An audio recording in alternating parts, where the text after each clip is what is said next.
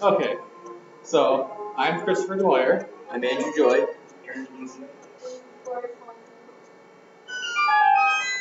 And we are the team that built Secret of the Blade Symphony. It's an action RPG. It's harking back to the 8 and 16-bit eras, so it's kind of like Link to the Past, but we take in some elements from some newer games like Diablo, and we made it really hard, so we kind of took some Ninja Gaiden hard and some Bullet Hell hard in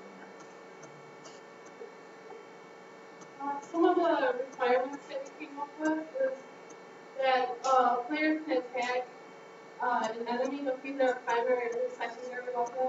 It just gives them the ability to be equipped with 2 different weapons at the same time, so they can go back and forth between them. They can also advance to different floors, to different levels, by going on the stairs, and they end up going into the level. And they can also open treasure chests, which contain different weapons that they can obtain, because all players start out with the sword weapon, but they can also end up getting like the boomerang, the fire fist, and some like a grappling hook. And there's also a magic wand and a magic club. So there's a lot of weapons. I mean, that's the whole point of playing the game. Shooting out the different weapons. And it also allows you to upgrade your equipment. And this means that you can change the level on your weapon, so you can defeat your enemies much faster because it destroys their health a lot faster. And also the player has to take on some damage whenever they come in contact with the enemy, whether they shoot a weapon at the player or they run into the player, it reduces their health. And also we have the ability that they can change their equipment as well. So if they have the boomerang and they just change their mind and they want to use the magic wand, then they can just press the command and they can switch as long as they have that open. And we also give them the ability to allow them to save their games and slow their game up once they This is a really basic overview of the class diagram. Some of the classes are actually from the Impact library. For instance, the game, the background maps, prison maps, and the animation stuff is all from Impact. What we did was we took the inheriting from the entity, and we ended up creating classes for the player for all the various items that you can collect, like coins, keys, health kits. We also had entities for every enemy, for all the projectiles. So if you shoot like a bow and arrow, there's a class for the arrow.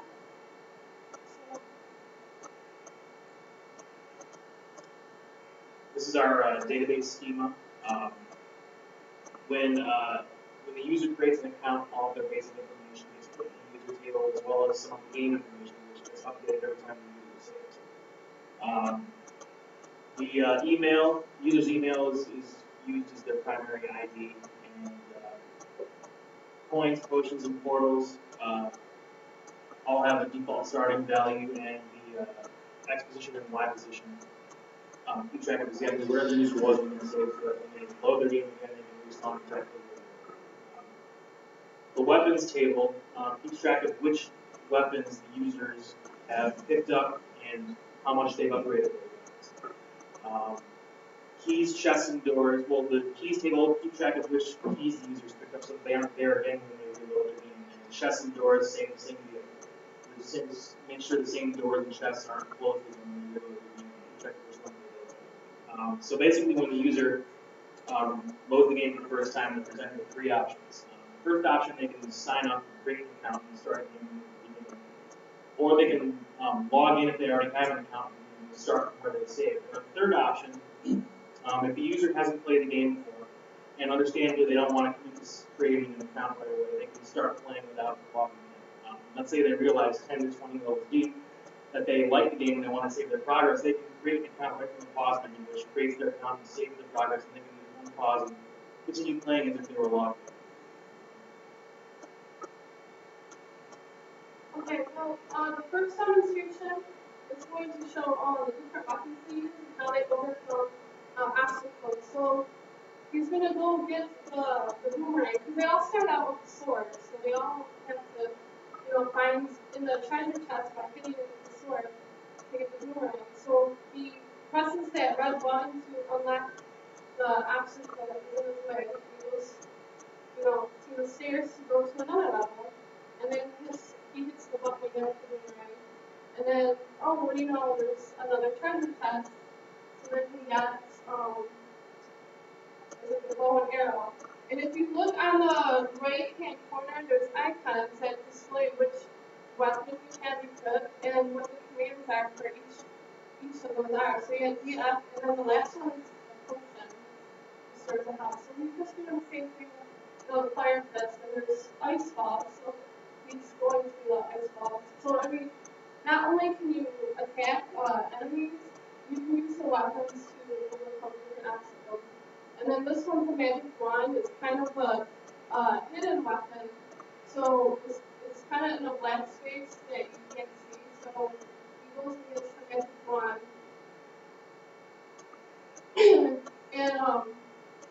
Or not the magic wand, the magic cloak.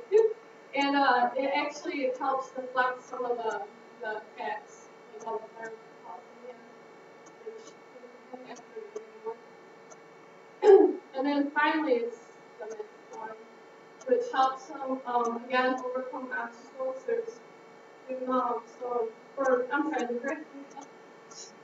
I'm getting stuff mixed up. Okay, well he gets the grappling hook, which helps him go past that hole by latching onto the rocks there.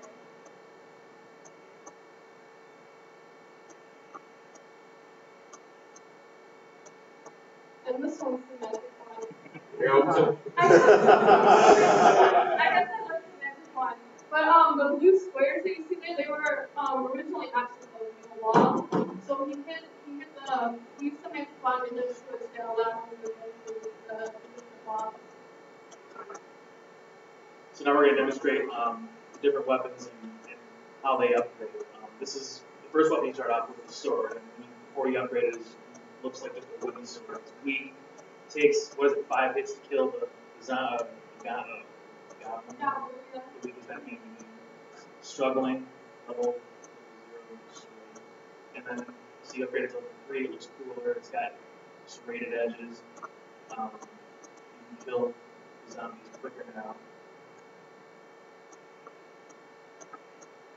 And then if you upgrade it all the way to 5, it looks even cooler and you move faster. That's the special little thing that the 5th upgrade of the sword gives you, is the ability to move faster. And then the boomerang, just a projectile you throw back and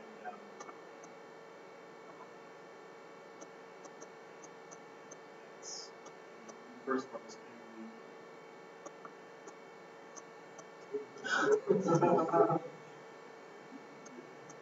and then when you upgrade it to 5, you get a special, like, splits into and comes back, so if you miss the enemy, it kind of sprays out and you hit the job.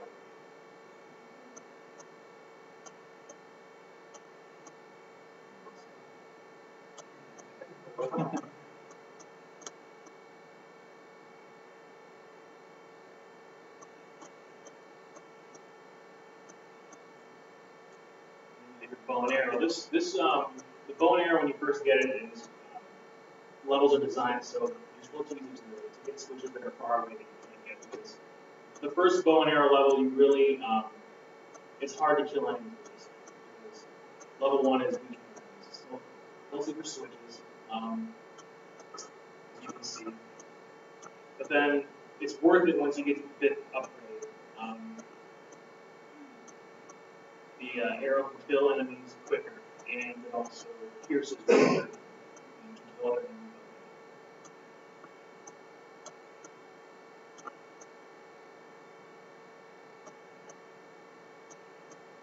So each weapon, when you upgrade it all the way, has a little special feature that you get. This is the fire fist. The fire fists, main function is you can break ice blocks that are in your way that present obstacles at some levels. When you upgraded it, it was cooler. You have like sort of red fire fist, and once again, easier to kill enemies. And then if you upgrade it all the way to level 5, it sort of extends your reach a little bit, and it's stronger and sort of helps you keep enemies away from you.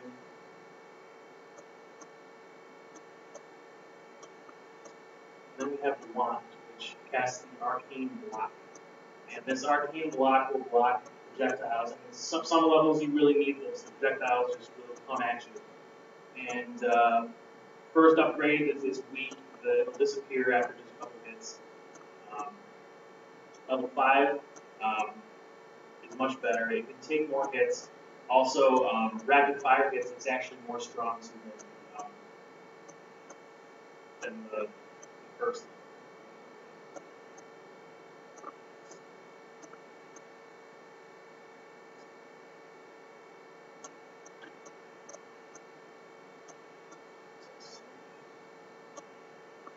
We have a cloak which makes you invincible to the enemy's attack.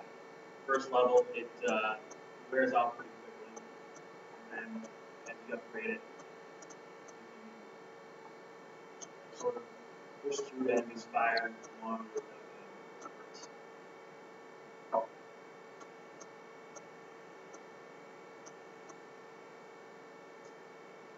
Alright, now part 3. This is the showing off the levels.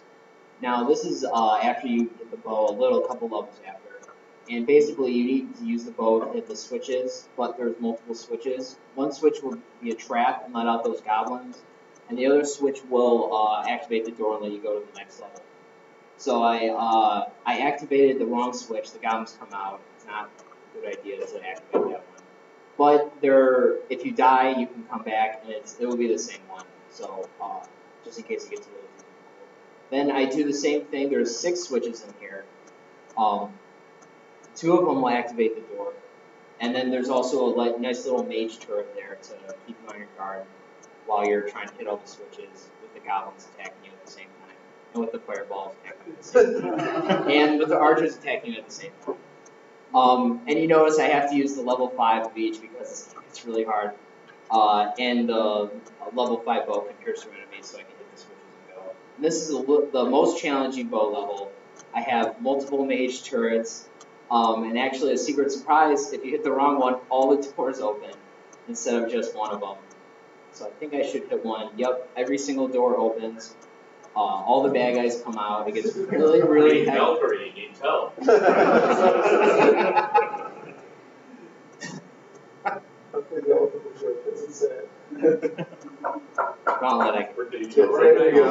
On a side note, none of us have beat our own game. Yeah, we haven't beat our own game. This game is not designed for you to pump quarters in, so it's definitely not like Gauntlet. But you definitely go over, and you can definitely start again if you die, and you'll be all right. So I hit all the switches, and just for extra fun, add another one right at the end, and I get it right. So I get it right. The next set is the Fire Fist levels. Basically, it's just a field of ice blocks. There's hidden keys within enemies, and you basically have to get each key to get through the door, and hit the switches to get through the exit door. So I kind of know where it is a little bit, but I'm showing you right now that's the secret, because there's the magic cloak is in this level, and it's in one of those hidden doors. So basically, you can go around and experiment as long as you don't die, and try and get the magic cloak. I hit it very well. So yeah, it gets really hectic. Those crystals do that crazy pattern, that crazy diamond pattern that does a ton of damage. And they swarm you. They're really mean. And so I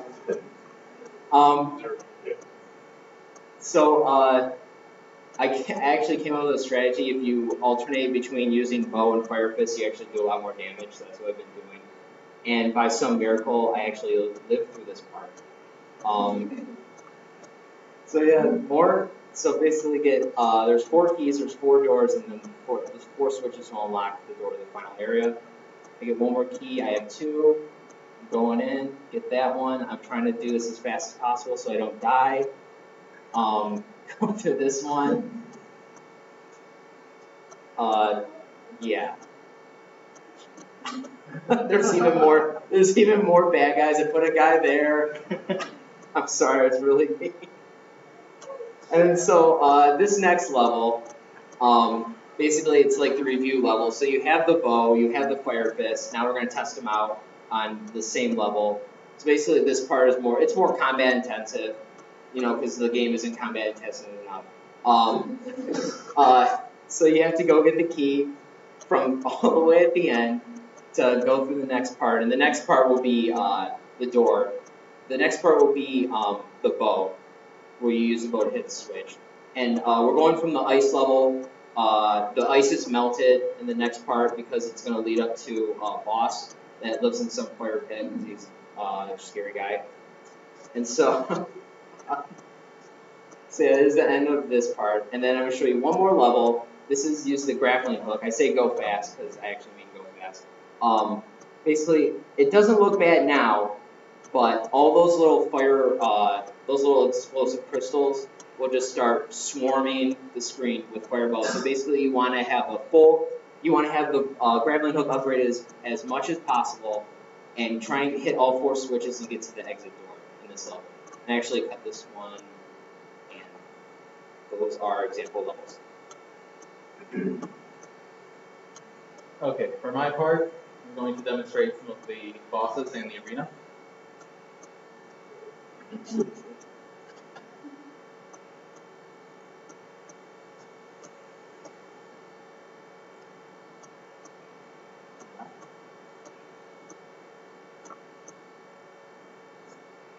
Okay, here we go. So this is the first boss. It's the Goblin King. David Bowie is jealous. And all the bosses have unique mechanics. So what this boss does is every 500 or so health that you get him down, he summons in little minions. And then every other 500 or so health, he goes into a rampage, and the only way to slow him down is a boomerang. So this is right after you got your boomerang, so you have to learn how to use it.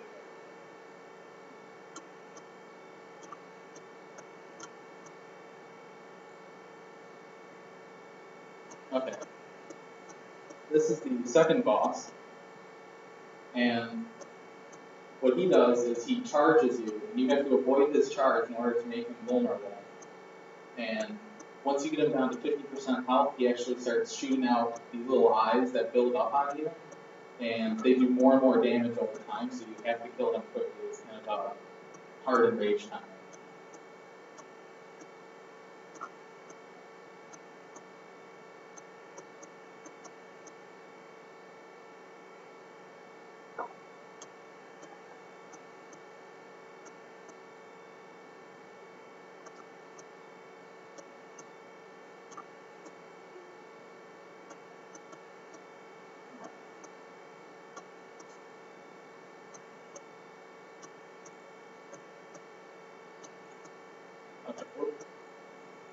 So this is actually the final boss here, and I've only beat him once.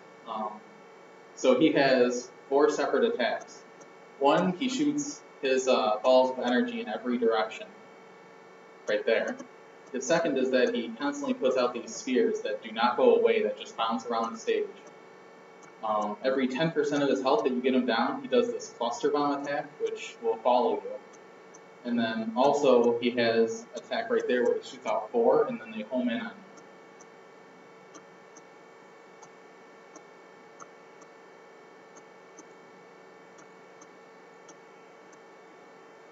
you. Okay, and this is another one of the bosses, and what he does is he randomly teleports around the stage, and everywhere that he doesn't teleport to, it puts a time bomb. So you have to get there with your grappling hook quick, or else the time bomb will kill you in about 2 shots. After you hit him 5 times, he starts shooting out fire in 8 directions, and when you hit him a 10th time, he starts shooting it out in 16 directions.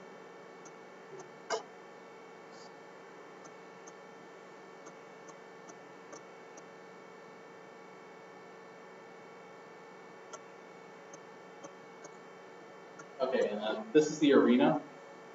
And what it does is it spawns mobs in waves. So they'll come in waves every 30 seconds or so. And inside of each wave, there's 3 mini waves. So it'll put them out in bunches. And every wave, the mobs get stronger. So they might start off with 100 health, but by the end they might have 500 health.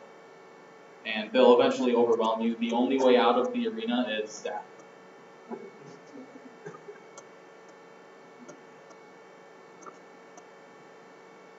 And that's basically it. Does anyone have any questions? So I noticed that there was no schema for the maps themselves. Would you put the maps in? Who you put the map? The maps are actually just a 2-dimensional array, and it'll actually take a image and it'll parse it. It divides it into 32 by 32 blocks, or 32 pixel by 32 pixel blocks. And so you say like 5 for that location in the map. It'll find the 5th block in that image and draw it at that location. And the collision map is actually designed the same way.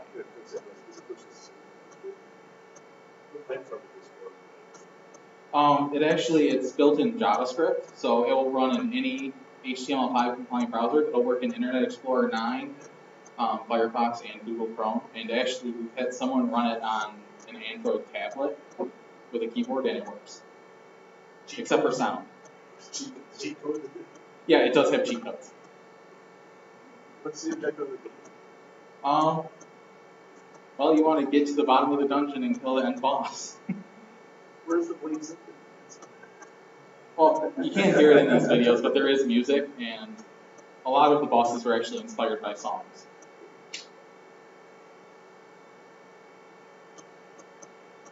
So, like, the end boss is actually inspired by a band Between the Buried and Me, and it's their Astral Body song. This is an example. Oh yeah, and all the enemies have different logic inside the arena, so they behave completely differently. Like the archers will try to stay around 100 pixels away from you.